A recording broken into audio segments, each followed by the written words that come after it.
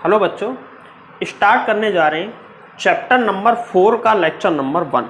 देखो, हमने chapter number 1, 2, 3 कर दिए कंप्लीट।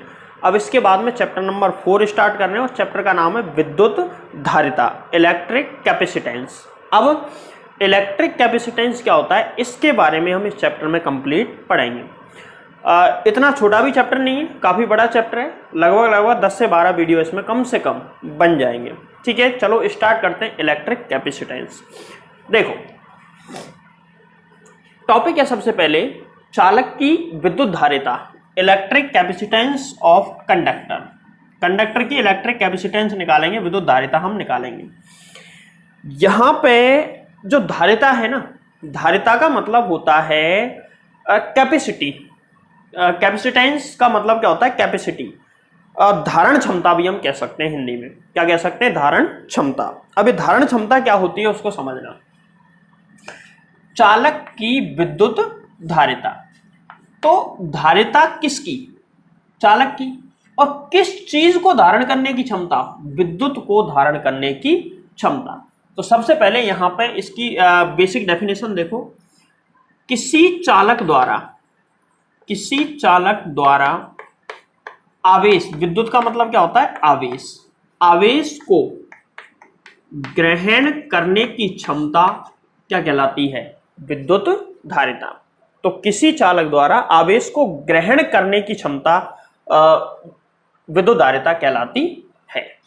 इसकी डेफिनेशन हम ऐसे भी दे सकते हैं, किसी चालक द्वारा विद्युत ऊर्जा को, आवेश की जगह हम दूसरा शब्द भी काम में ले सकते हैं, विद्युत ऊर्जा को धारण करने की क्षमता। विद्युत ऊर्जा को धारण करने की क्षमता क्या कहलाती है, क्या कहलाती है, विद्युत धारिता। किसकी, चालक की। तो चालक की विद्युत धारिता एक्चुअल में क्या होती है, कोई भी चालक जितना आवेश, जितने कूलम आवेश ग्रहण कर सकता है उसे कहते हैं उस चालक की धारिता। ठीक है, अब एक चीज सुनना ध्यान से। मान के चलो जैसे ये कोई पानी का बर्तन है। अब मैं क्या करता हूं, इस बर्तन में, ध्यान समझना, मैं इस टॉपिक को कैसे लिंक करूंगा इससे देखना। ये पानी के 2 गिलास हैं सेम साइज के। इस गिलास को पानी से पूरी तरह फुलफिल कर दिया गया है, पूरी तरह ऊपर तक इसको भर दिया गया है। और मैं मान के चलता हूं इसमें 2 लीटर पानी आ जाता है। कितना पानी आ जाता है, 2 लीटर। एक इधर है जिसको पूरी तरह ना भर के आधा रखते हैं। इसमें हमने पानी डाला 1 लीटर। कितने लीटर, 1 लीटर। अब ध्यान देना, ये दोनों गिलास हैं और गिलास आवेश को ग्रहण नहीं करेगा। गिलास का काम होता है पानी को ग्रहण करना।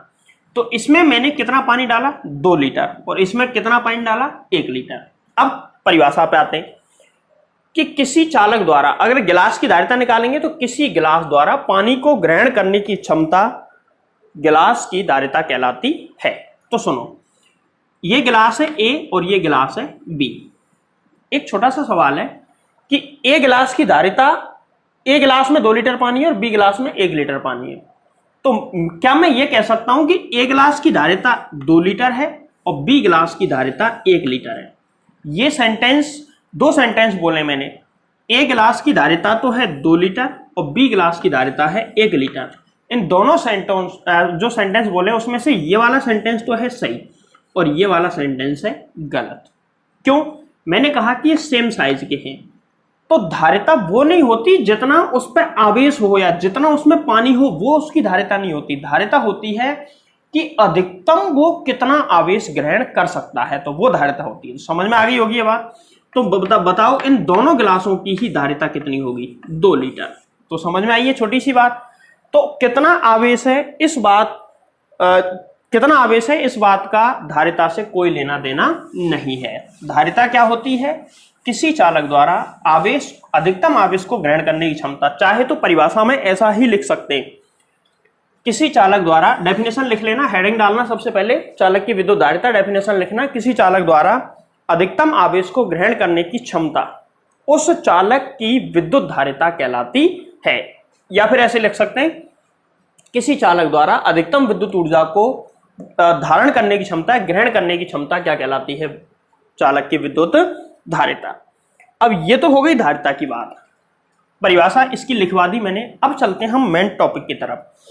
देखो, अगर मैं, ये कोई चालक है, ध्यान देना, इस पे स्टार्टिंग में कम आवेश है, थोड़ा सा इस पे पहले से आवेश है, ठीक है।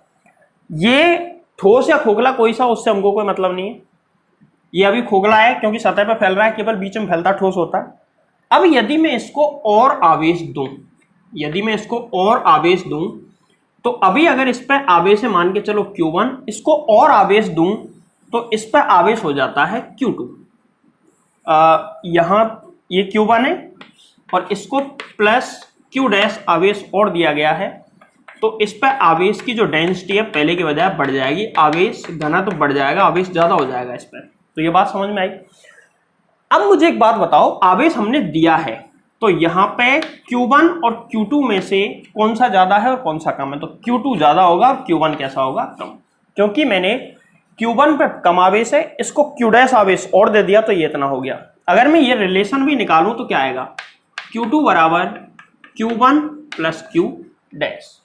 अब एक बात बताओ, मान के चलो इसका विभव है V1, इसकी सतह पे विभव कितना है? V1, और इसकी सतह पे विभव है V2। भाई विभव बदलेगा, विभव का फॉर्मूला क्या होता है? V बराबर KQ अपॉन में स्मॉल r। यहां चालक वही है तो त्रिज्या दोनों कंडीशन में सेम ही रहेगी, त्रिज्या पे तो कोई फर्क पड़ेगा ही नहीं।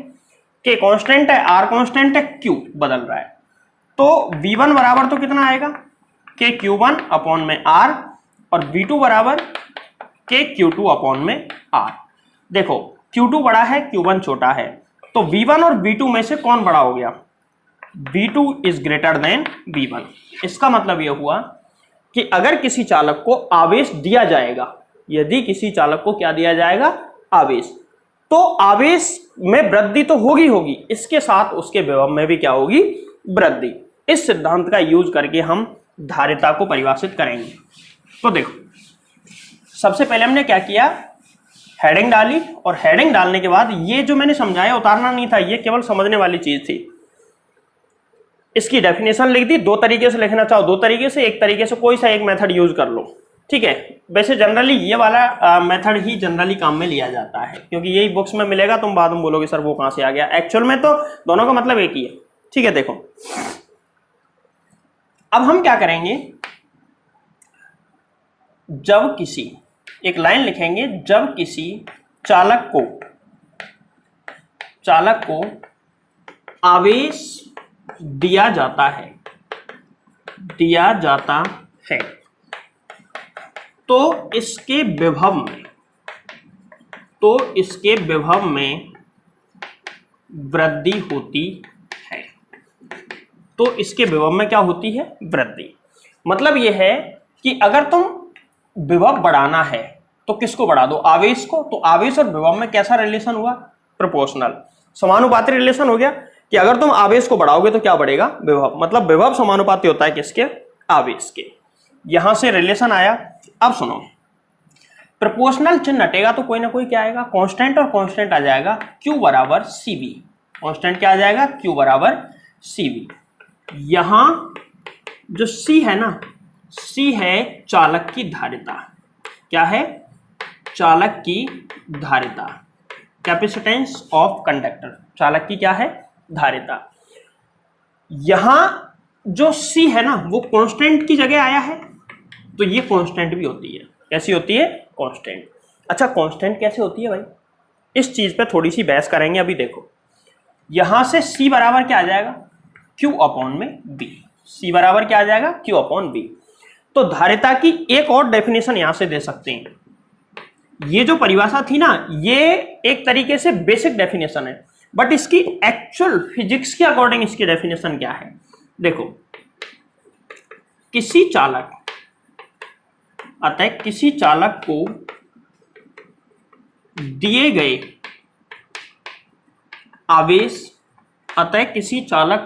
गए आवेश एवं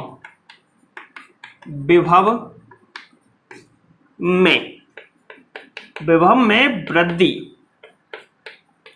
का अनुपात, विभव में वृद्धि का अनुपात। देखो क्यू आवेश दिया जिससे कि उसका विभव बढ़ के कितना हो गया V, तो Q अपॉन V किसी चालक को दिए गए आवेश एवं विभव में वृद्धि का अनुपात उस चालक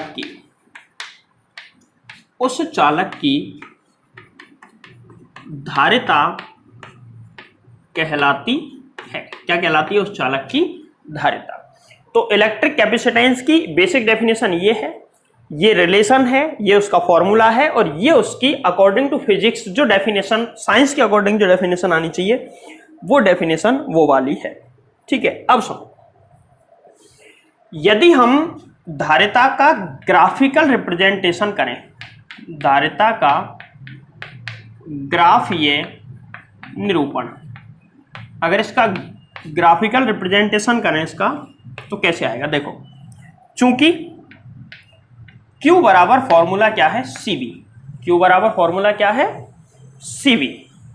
चूंकि Y बराबर होता है mx प्लस C, ये सरल रेखा का समीकरण होता है। अगर मैं Q बराबर CV प्लस 0 लिख दूं तो कोई दिक्कत है? कोई दिक्कत नहीं है। यहां पे Y की जगह तो Q और V की जगह X और M की जगह क्या आ गया? M की जगह C, C की जगह क्या है? 0। यहां अंतःखंड C बराबर 0 आ जाएगा। Y अक्ष पे काटा गया अंतःखंड कितना हो जाएगा? 0। मैथ वाले बच्चे चीज जानते हैं। अच्छा, अब इसकी ढाल निकालें, पहले ग्राफ बनाओ, ढाल बाद में। ग्राफ बनाते हैं तो देखो, Y अक्ष पे तो कौन लेना पड़ेगा? Q। इधर तो मैं लेता हूं Q। इस अक्ष पे किसको लेना पड़ेगा? X अक्ष पे V। Q और V के बीच में ग्राफ बनाऊंगा तो 0 अंतःखंड। अगर अंतःखंड कुछ होता तो ऐसे ग्राफ बनता, बट अंतःखंड का मान 0 है। 0 है तो ये मूल बिंदु से ग्राफ जाएगा।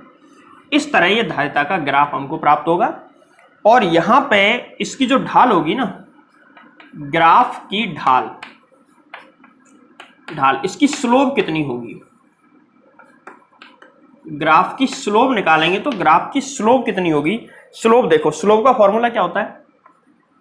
m बराबर tan थीटा बराबर, यहां m किसके बराबर है? c के। m बराबर tan थीटा बराबर c, और c को मैं क्या लिख सकता हूं? q upon v। c को मैं क्या लिख सकता हूं? यहां से c को, c बराबर q अपॉन v। तो ये क्या आ गई? इस ग्राफ की ढाल। तो ये हमने कर दिया इसका ग्राफिकल रिप्रेजेंटेशन। तो यहां तक बात समझ में आई होगी कि ये होता क्या है। एक बार इसको नोट कर लो और इसमें कुछ चीजें मैं तुमको डिटेल में समझाता हूं कि वो समझना बहुत जरूरी है तुम्हारे लिए। आगे इंपॉर्टेंट में नोट करके भी लिखवाऊंगा। देखो, उतार लिया ना? देखो यहां पर ध्यान देना, C बराबर क्या है? Q upon V। C की वैल्यू कितनी है? Q upon V। लेकिन इस फॉर्मूले से ऐसा लग रहा है कि C, Q और V दोनों पे निर्भर करता है। बोलो सही है? C किस पे निर्भर करता है? Q और V पर। लेकिन अभी हमने ये पढ़ा कि C इज कांस्टेंट। C कैसा है? कांस्टेंट। कोई कांस्टेंट जो संख्या होती है ना, वो ना ही तो Q पे निर्भर करती है और ना ही वो V पर निर्भर करती है। ये दोनों में से किसी पर भी निर्भर नहीं करेगी, क्योंकि वो कैसी है? कांस्टेंट। भाई ऐसा कैसे हो सकता है कि ये दोनों पे ही निर्भर ना करे? तो दोनों पे निर्भर ना करे फिर भी ये कांस्टेंट है, ऐसा कैसे पॉसिबल है? तो ऐसा पॉसिबल है। कैसे पॉसिबल है? देखो, जब हम आवेश का मान बढ़ाएंगे तो विभव का मान भी बढ़ेगा। मतलब स्टार्टिंग में ऐसे समझ लेना, इस चीज को नोट करके लिखना भी है। अगर मान के चलो स्टार्टिंग में जैसे आवेश है 1 कूलम और विभव है 2 वोल्ट, तो C का मान कितना आ गया? 1/2। अब आवेश को बढ़ा के कर दिया मैंने 1 की जगह 2 कूलम और विभव हो जाता मान के चलो 4, तो एक्चुअल में तो अभी भी 1/2 ही है ना। तो देखो ये दोनों एक साथ चेंज होते हैं। ये दोनों कैसे चेंज होते हैं? एक साथ चेंज होने की वजह से C कैसा आता है? Always constant. ठीक है, तो यहां पे C जो है उसका मान Q और V पर निर्भर नहीं करता है, लेकिन इनका अनुपात किसके बराबर होता है? C के। जो इनका जो अनुपात होता है ना, वो किसी भी चालक के लिए हमेशा कैसा रहता है? कांस्टेंट। क्योंकि C को बदलते हैं तो Q के मान में भी परिवर्तन होता है। C को बढ़ाएंगे तो Q बढ़ेगा, और सॉरी Q को बढ़ाएंगे V बढ़ेगा, और V को बढ़ाएंगे तो Q बढ़ेगा। अब समझ, इसकी इसकी तुलना किससे कर सकते हैं हम? तो इसकी तुलना के लिए एक चीज ध्यान रखें, इसकी तुलना हम किससे कर सकते हैं? जैसे एक फॉर्मूला पढ़ा था हमने, प्रतिरोध, रेजिस्टेंस, रेजिस्टेंस यानी कि आर बराबर होता है V अपॉन आई। बोलो होता है नहीं होता? एक्चुअल में आर तो कांस्टेंट होता है, एक्चुअल में आर तो कैसा होता है? कांस्टेंट। लेकिन यहां फॉर्मूले से ऐसा लग रहा है कि आर बराबर V अपॉन आई, मतलब V और I पर डिपेंड करता है, जबकि ऐसा नहीं है। अगर V का मान बढ़ाएंगे तो I का मान बढ़ेगा और V का मान घटाएंगे तो I का मान घटेगा, इसलिए R इज ऑलवेज कैसा आएगा? कांस्टेंट। तो इस तरीके से हम इसको समझ सकते हैं। तो देखो धारिता का मात्रक पढ़ते हैं अब हम, मात्रक और विमा, यूनिट एंड डायमेंशन, धारिता का मात्रक। तो देखो धारिता का जो मात्रक होता है ना, मात्रक पढ़ेंगे बाद में, पहले पढ़ लेते हैं इसकी विमा, डायमेंशन निकाल लेते हैं। तो सबसे पहला पॉइंट विमा।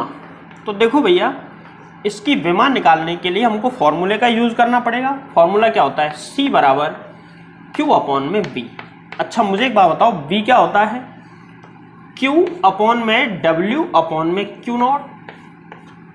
भाई V बराबर क्या होता है? W upon Q not. तो ऊपर क्या आ जाएगा? Q into Q not upon में W। ठीक है, Q की विमा इंटू Q नॉट। भाई Q और Q नॉट दोनों ही आवेश है, दोनों आवेश है, दोनों की विमा सेम होगी। तो आवेश की विमा A1 T1 का स्क्वायर अपॉन में कार्य की विमा क्या होती है? M1 L2 T minus 2। और इन दोनों विमाओं को एक साथ हम करके लिखेंगे तो देखो क्या आ जाएगा? M ऊपर जाएगा तो M की पावर हो जाएगी -1, L की पावर हो जाएगी -2 और T की पावर 2 ऊपर है और नीचे -2, ऊपर जाके 4 हो जाएगी। +4 है -4, ऊपर जाके हो जाएगी +4, T4 और A2 होल स्क्वायर। ये इसकी विमा निकल के आ गई। एक बार विमा देख लें इसकी, इस तरीके से निकाली जाएगी। अब हम आगे चलते हैं। देखो इसके मात्रकों की बात करते हैं तो सबसे पहले बात होती है एसआई मात्रक की। एसआई मात्रक कहो या फिर इसको हम एमकेएस यूनिट भी इसकी बोल सकते हैं, क्योंकि एमकेएस और एसआई एक ही बात होती है। ठीक है, एमकेएस का नाम बदल के बाद में एसआई कर दिया गया था। ये हम 11th में पढ़ते हैं, 11th का कुछ दिन में स्टार्ट कराने वाले हैं, तब वहां पर बड़ी डिटेल में हम ये चीजें समझाएंगे। देखो एसआई मात्रक, तो सी का फॉर्मूला क्या होता है? सी बराबर Q अपॉन में V। यहां से अगर मैं इसके मात्रक की बात करूं, एसआई मात्रक होता है इसका फैराड। एसआई मात्रक इसका क्या होता है? फैराड। और फैराड को कैपिटल F से व्यक्त करते हैं। किससे व्यक्त करते हैं? कैपिटल F से। इस बात को ध्यान रखना। अच्छा एक चीज और याद दिलाता हूं, आवेश का सबसे बड़ा मात्रक होता है फैराडे, लेकिन फैराडे को F से व्यक्त नहीं करते, गलती से भी मत कर देना। लेकिन धारिता का मात्रक होता है फैराड, इसको कैपिटल F, किससे? कैपिटल F से व्यक्त किया जाता है। अगर हम इस फॉर्मूले के हिसाब से इसका व्युत्पन्न मात्रक देखें एसआई सिस्टम के अंदर, इसका व्युत्पन्न मात्रक, तो व्युत्पन्न मात्रक क्या आएगा? देखो सी का मात्रक क्या आ गया? फैराड। फैराड किसके बराबर होगा? इसका मात्रक कूलाम होता है, कूलाम बटे इसका मात्रक क्या होता है? वोल्ट। तो पेपर में तुमसे क्वेश्चन पूछा जा सकता है, ऐसा क्वेश्चन पिछले 2-3 साल से पूछा गया है। इस बार तो नहीं पूछा गया 2020 वाले पेपर में, बट उससे पहले वाले पेपरों में क्वेश्चन पूछा जाता रहा है। इस तरीके का क्वेश्चन क्या पूछेगा? क्वेश्चन ये नहीं पूछेगा कि धारिता का मात्रक क्या होता है, क्वेश्चन ये पूछेगा कूलाम प्रति वोल्ट किस भौतिक राशि का मात्रक है। तो किस भौतिक राशि का मात्रक है? फैराड का नहीं, वो है धारिता का मात्रक, और इसका ही मतलब क्या होता है? फैराड। अब चलते हैं हम अगला, और वो है सीजीएस सिस्टम। सीजीएस मात्रक जैसे विभव के पढ़े, आवेश के पढ़े, उसी तरीके से हम सीजीएस का भी इसमें पढ़ेंगे। देखो सीजीएस मात्रक होता है इसका, जैसे इसका फैराड, अच्छा उसका कूलाम होता था आवेश का, इसका state coulomb, volt state volt विभव के लिए। अब हम बात करते हैं किसकी? अधारिता की। धारिता में हो जाएगा state farad, same state farad. अगर हम इसको चाहें तो ऐसे भी लिख सकते हैं, स्टेट एसटी, फैराड के लिए एफ। व्युत्पन्न मात्रक की बात करें तो किसके बराबर होगा? स्टेट फैराड बराबर क्यू का मात्रक स्टेट कूलाम, स्टेट कूलाम, और बटे में स्टेट वोल्ट। बटे में क्या आ जाएगा? स्टेट, स्टेट वोल्ट, ये इसका व्युत्पन्न रूप में मात्रक आ गया। अब हम एक काम करते हैं भाई, फैराड और स्टेट फैराड इन दोनों में रिलेशन क्या है। तो 1 फैराड बराबर होता है 9 10 11, 9 10 की घात 11, ऐसे याद रख सकते हो, 9 10 11 स्टेट फैराड के बराबर होता है। 1 फैराड 9 × 10 की घात 11 स्टेट फैराड के कैसा होता है, बराबर। अब इसमें दो ही हैं इंपॉर्टेंट। अब अन्य मात्रकों की बात कर लेते हैं, इसकी बात करना इसमें बहुत ही ज्यादा जरूरी है, क्यों है बताऊंगा आगे। देखो अन्य मात्रक जैसे अगर मिली माइक्रो, उसमें हम जानते हैं 1 मिली फैराड में हम निकालेंगे तो 10 की घात -3 फैराड आ जाएंगे। ठीक है भैया, ये चीजें हम जानते हैं, 11th में पढ़ी हैं। अगर 1 माइक्रो फैराड की बात करेंगे तो 10 की घात -6 फैराड आ जाएगा, और 1 नैनो फैराड की बात करेंगे तो 10 की घात -9 फैराड, 1 पिको फैराड की बात करेंगे तो 10 की घात -12 फैराड हम लिख सकते हैं। तो इस तरीके से इसके अन्य छोटे मात्रक, किलो फैराड की तो जरूरत ही नहीं पड़ेगी। अच्छा, एक चीज, तीनों को लिखने के बाद नोट करके एक बात लिख देना। सबसे पहले तो विमा लिख दी, फिर एसआई मात्रक, सीजीएस मात्रक, अन्य मात्रक लिखने के बाद नोट करके एक बात जरूर लिखना, फैराड धारिता का अत्यधिक बड़ा मात्रक है। सामान्यतः चालकों की धारिता माइक्रो एवं नैनो फैराड में होती है, इसी कारण इनको अधिकतर इनको काम में लिया जाता है। ये चीज नोट करके लिख लो, एक बार वीडियो को रिवर्स करके वापस सुन लो। चलो मैं फिर बोल देता हूं, फैराड धारिता का अत्यधिक बड़ा मात्रक है। सामान्य चालकों की धारिता माइक्रो या नैनो फैराड में होती है, इसी कारण माइक्रो फैराड एवं नैनो फैराड का अत्यधिक उपयोग किया जाता है। ये चीज भैया नोट कर लेना। अब हम आगे आते हैं, एक क्वेश्चन ऐसे पूछ सकता है तुमसे कि धारिता का जो मात्रक है ना उसको परिभाषित करो। दो तरीके से क्वेश्चन पूछ सकता है, धारिता के मात्रक को परिभाषित करो। पहला तरीका यह है, धारिता के मात्रक को परिभाषित करो।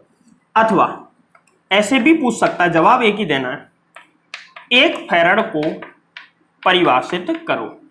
इसको यह भी पूछ सकता है, 1 फैराड को परिभाषित करो। दोनों का मतलब भैया एक ही है।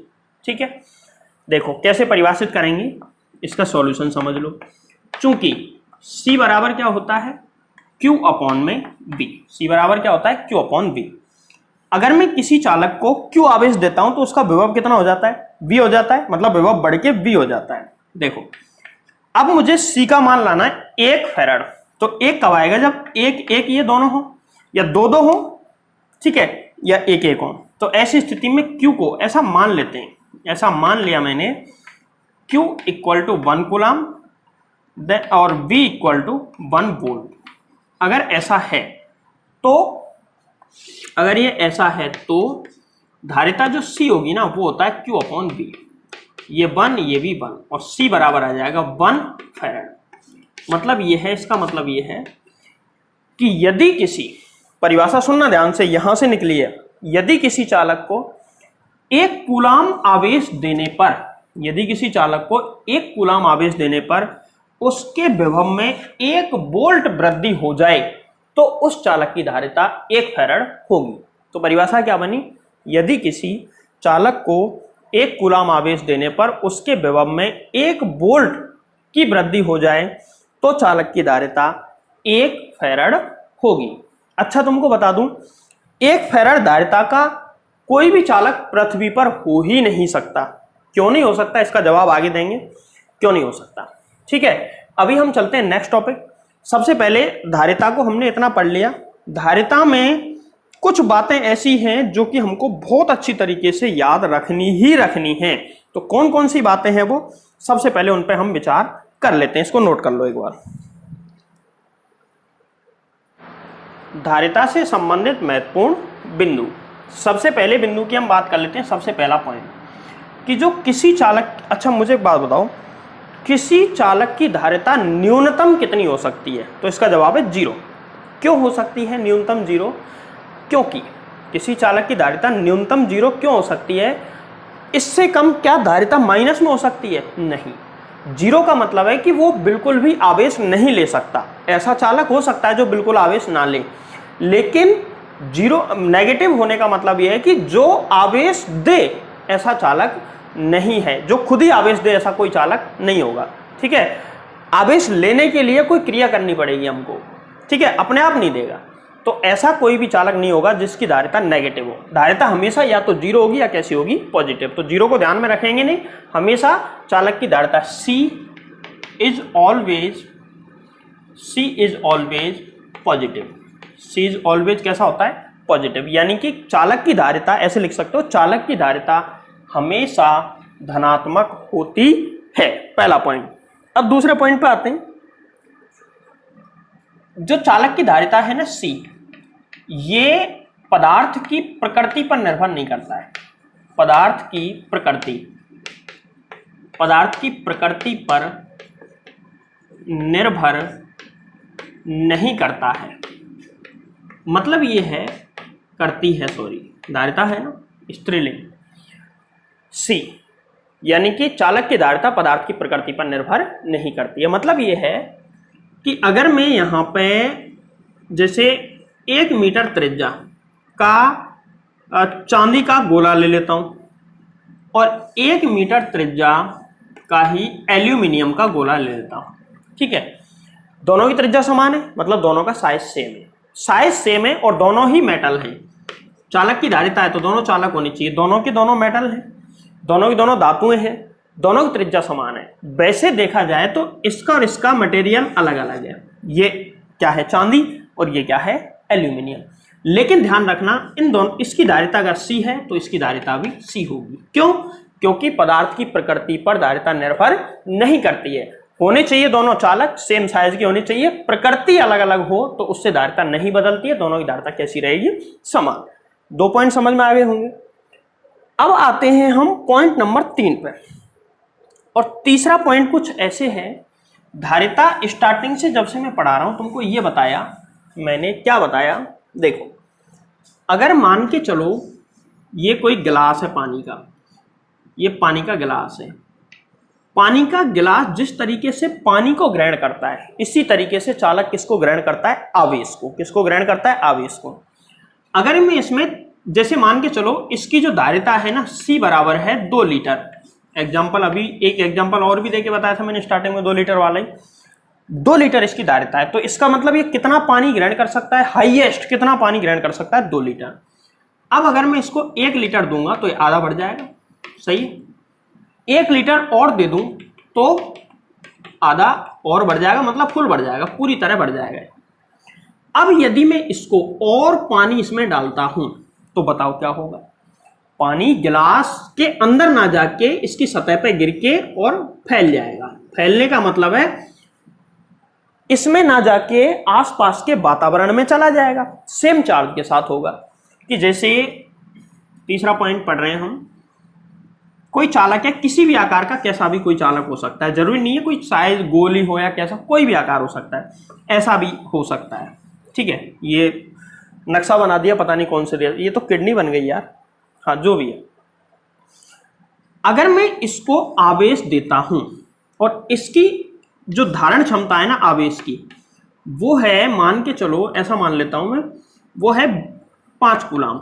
5 कूलाम आवेश को ये होल्ड कर सकता है मैक्सिमम। तो आवेश देते जाएंगे देते जाएंगे देते जाएंगे देते जाएंगे देते जाएंगे, इसकी सतह पर विभव भी बढ़ता जाएगा।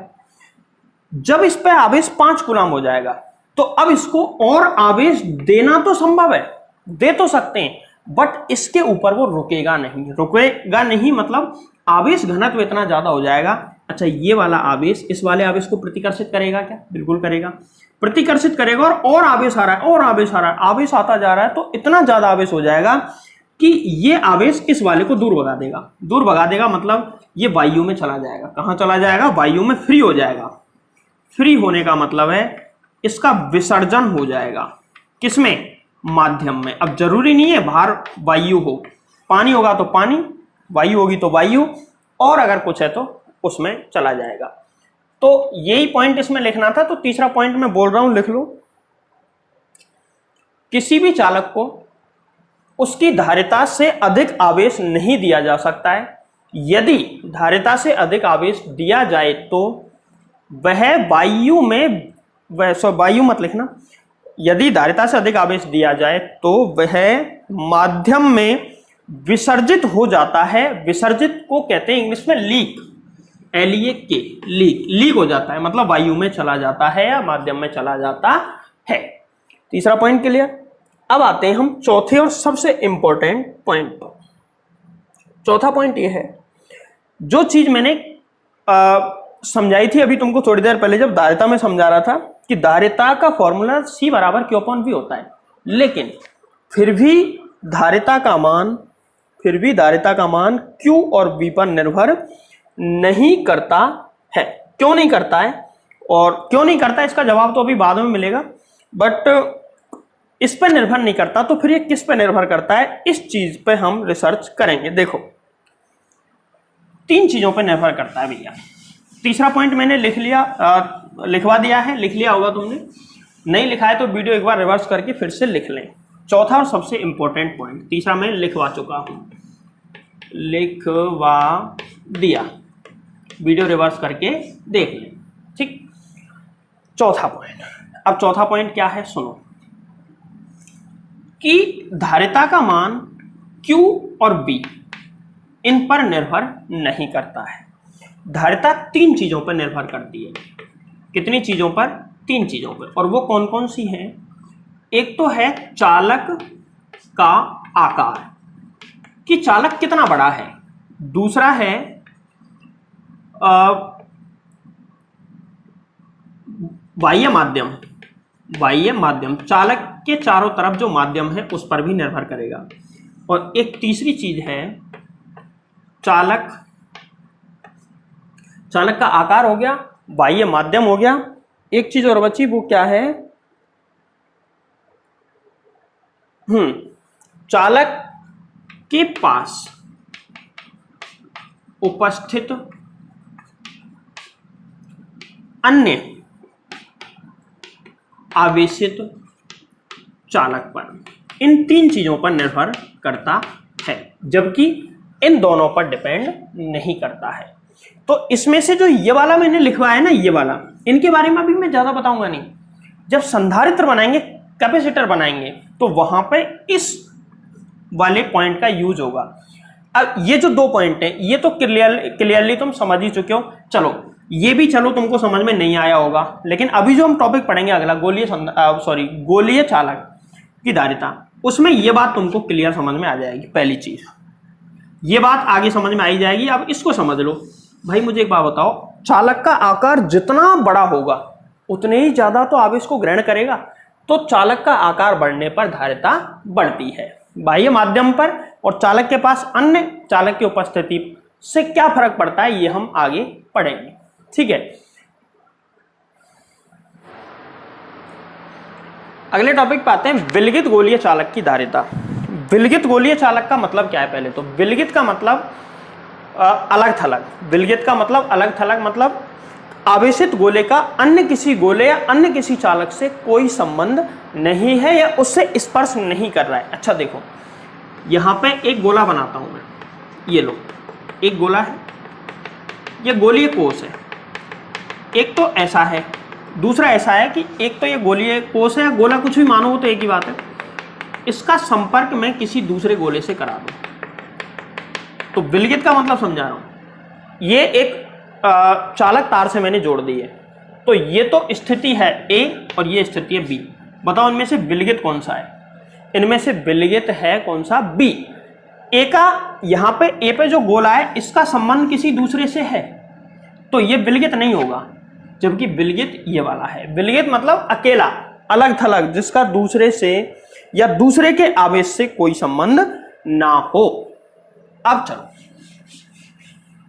हाँ, तो विलगित चालक की धारिता, विलगित गोलीय चालक। देखो सबसे पहली बात तो यहां पे कुछ मानना पड़ेगा। माना, लेट करके हम लिख सकते हैं, माना कि एक गोलीय चालक है। अच्छा एक चीज और, गोलीय चालक चाहे ठोस लो चाहे खोखला लो, उससे कोई फर्क नहीं पड़ेगा, दोनों के लिए आंसर सेम। मैं दोनों करवा देता हूं। माने कैपिटल R त्रिज्या का गोलीय चालक है, जिसे Q आवेश चलो बाद में दे देंगे, या फिर मान लो कि इसको Q आवेश दिया गया है। कितना आवेश दिया गया है? Q आवेश। और इसकी धारिता को मैं C से व्यक्त कर देता हूं। इसकी धारिता C है तो इसकी धारिता का मान कैसे निकालेंगे ये हम पढ़ने वाले हैं। और ये जो गोला है ये वायु में रखा हुआ है। ये गोला किस में रखा हुआ है भैया? वायु में। वायु में या फिर निर्वात भी हम कह सकते हैं, क्योंकि वायु और निर्वात के लिए विद्युतशीलता का मान एक समान होता है लगभग। चलो एक गोलीय चालक मान लेते हैं, गोलीय चालक है। अब चाहे तो तुम इसको खोखला मानो तो सतह सतह पे आवेश कर दो केवल, और यदि तुम इसको ठोस मानना चाहो तो इस पूरे में आवेश डाल दो। दिक्कत क्या है? अंदर तक पूरे इसके आयतन में आ जाएगा।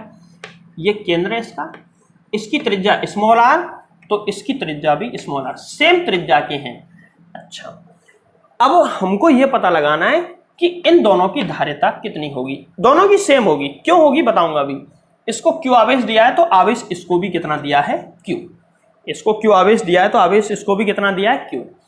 इसकी सतह पर विभव बी है तो इसकी सतह पर भी विभव कितना है? बी। अब मुझे एक बात बताओ, इसकी सतह पर विभव कितना आएगा? बी बराबर के क्यू अपॉन में स्मॉल आर, सही है। और इसकी सतह पर विभव कितना आएगा? के क्यू अपॉन में स्मॉल आर। सेम ही तो आएगा क्योंकि दोनों की त्रिज्या समान है। इसके अंदर विभव निकालते तो दोनों में अलग अलग आता, ध्यान रखना। इसके अंदर और इसके अंदर विभव अलग अलग होगा, लेकिन सतह पे या सतह के बाहर दोनों के कारण विभव समान होता है। ये टॉपिक हमने पिछले चैप्टर में ये चीजें हमने पढ़ी हैं, तो यहाँ पे ज्यादा दिमाग नहीं लगाना है। तुम्हें दोनों को एक ही मान के चल रहा हूँ, और तुम चाहो तो एक डायग्राम ये बनाओ, इसको सॉल्व कर दो, या ये बना लो, पूरा सॉल्व कर लो।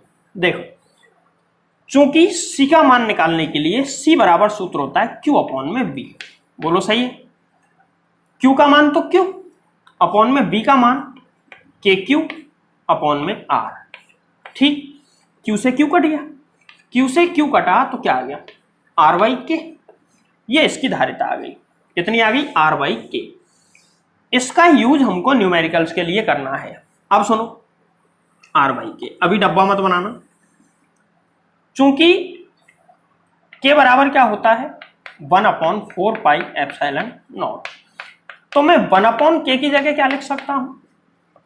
4 पाई एप्सिलॉन नॉट। सही है ना? इसके हिसाब से भाई इसको दोनों को उल्टा कर दिया, बजगुणा कर दो, 1/k नीचे और ये ऊपर, तो सी बराबर क्या आ जाएगा?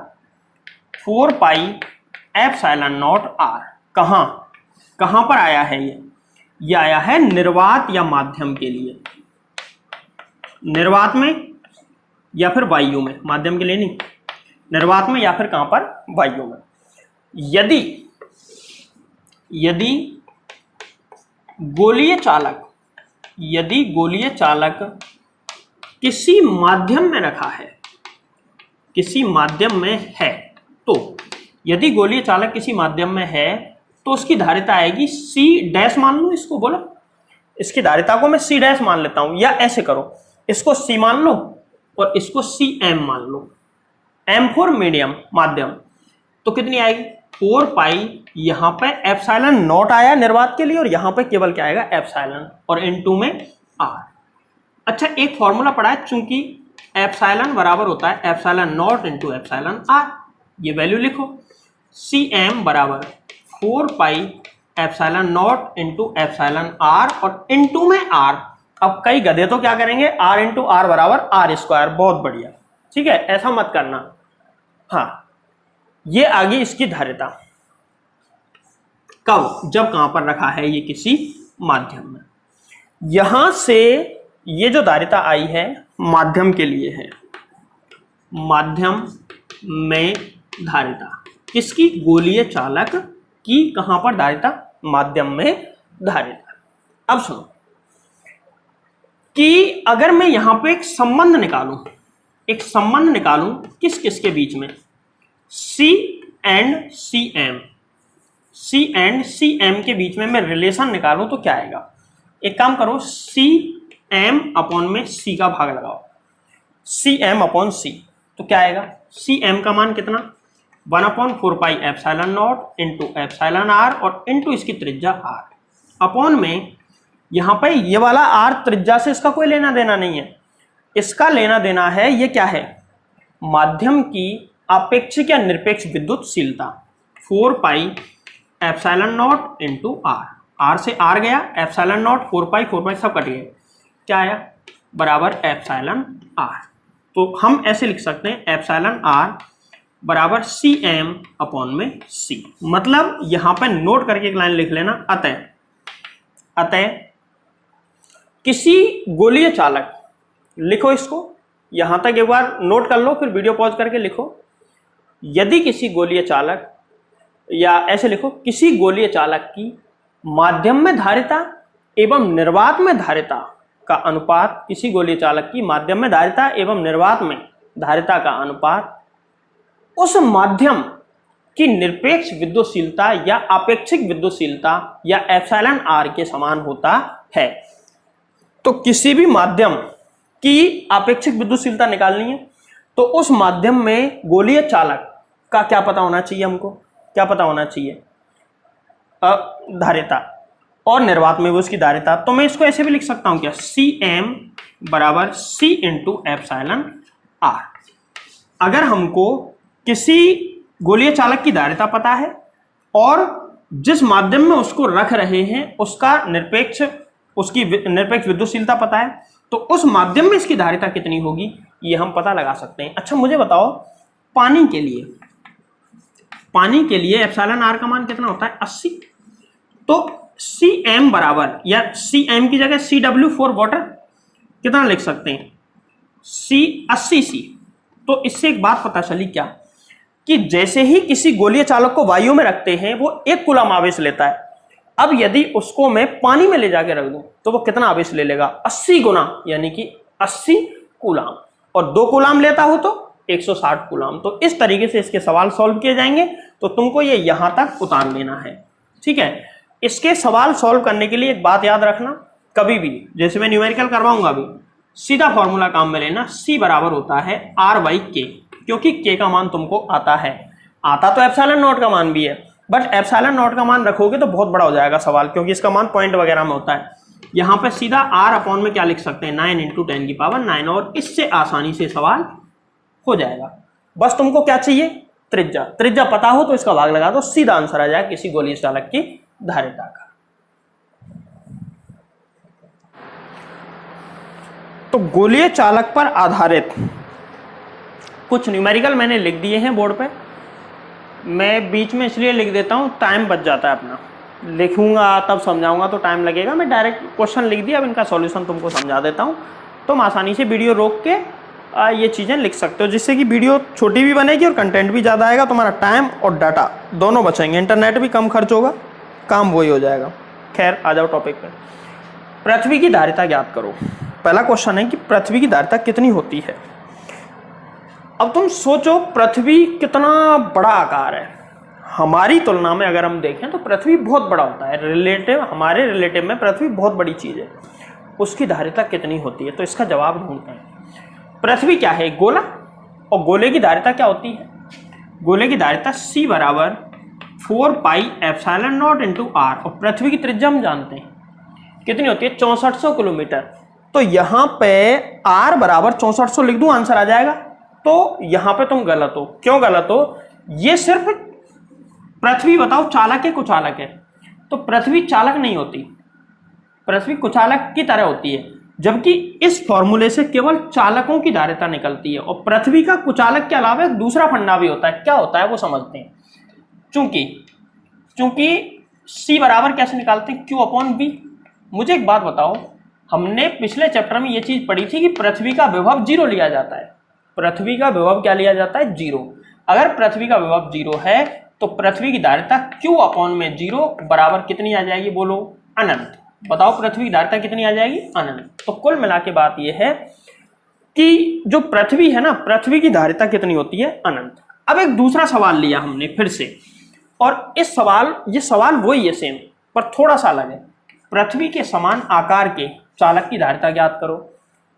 यहां पे देखो, पृथ्वी के समान आकार का धातु का गोला लेना है, उसकी धारिता पूछ रहा है, तो यह हम निकाल लेते हैं। देखो इसका सॉल्यूशन समझ लो।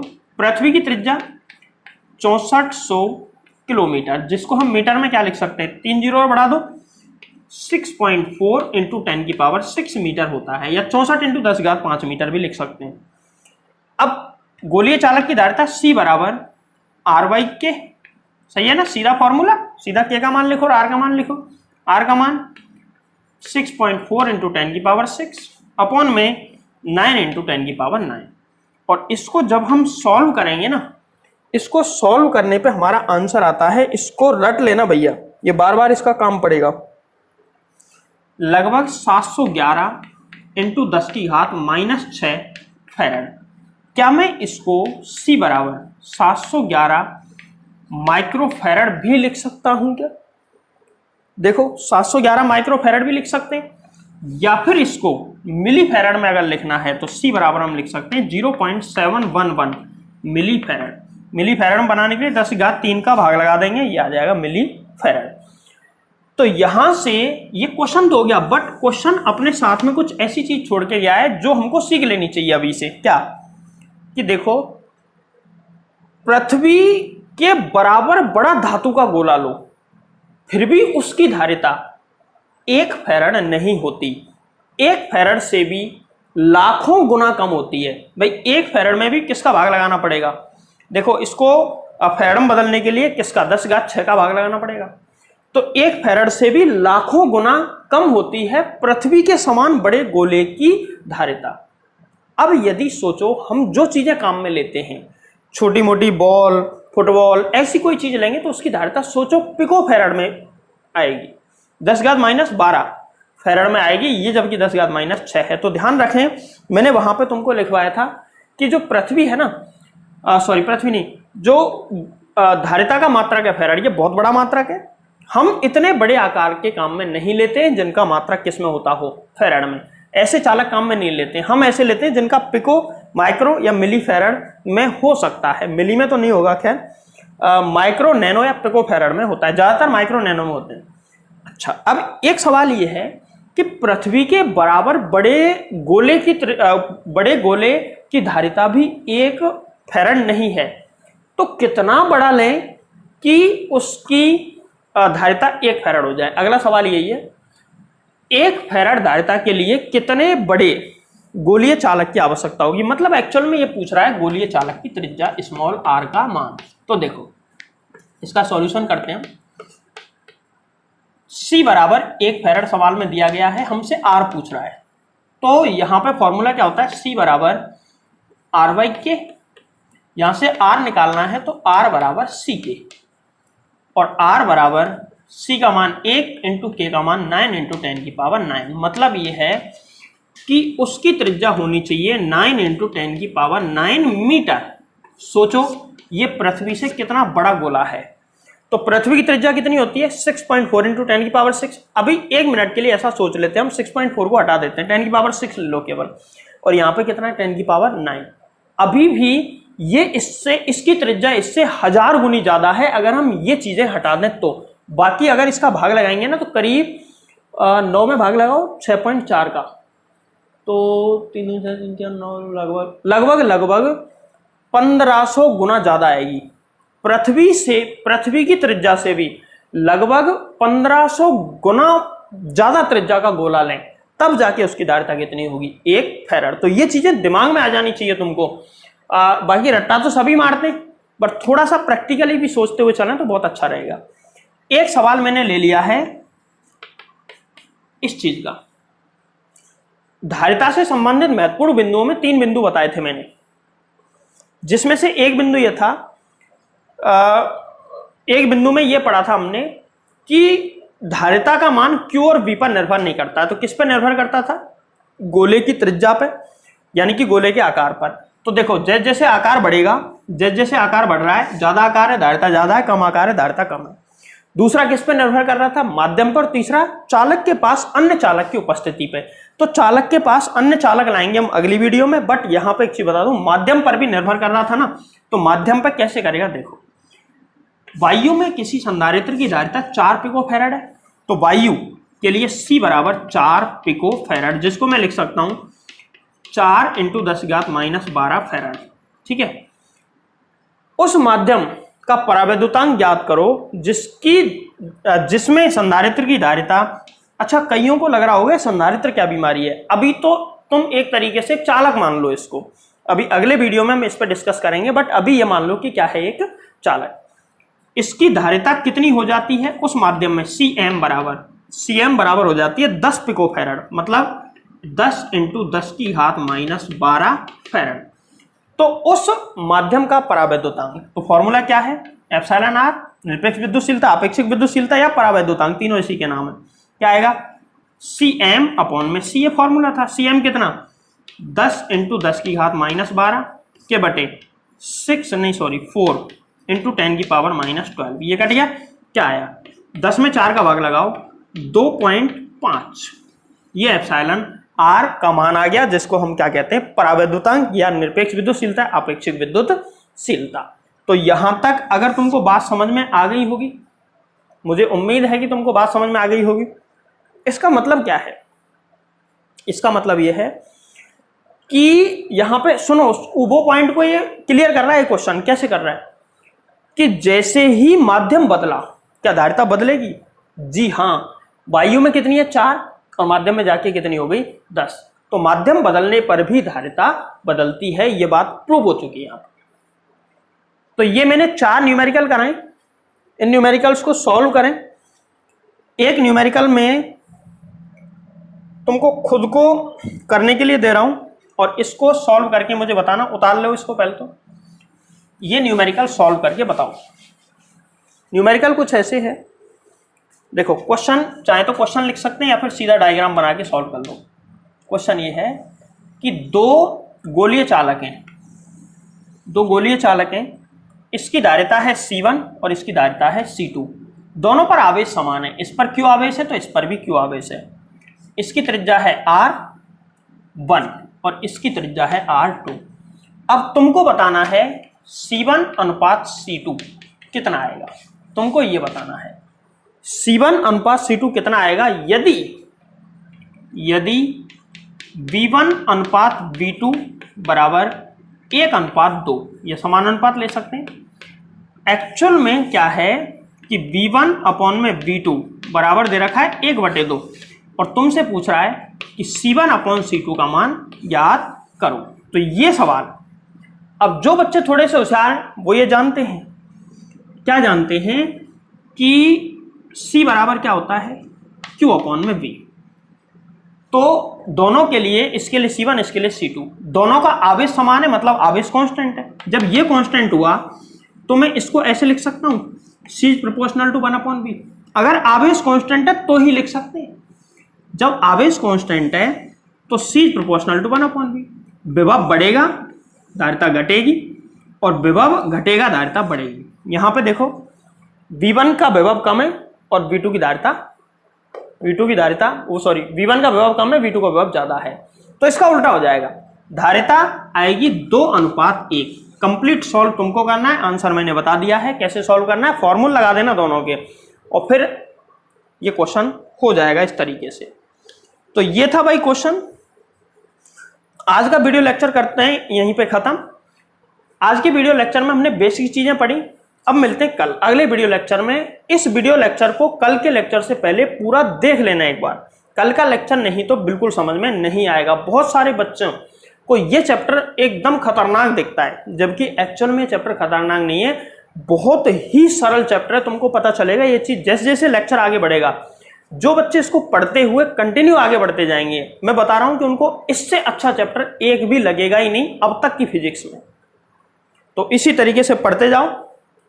मिलते हैं कल अगली वीडियो के साथ।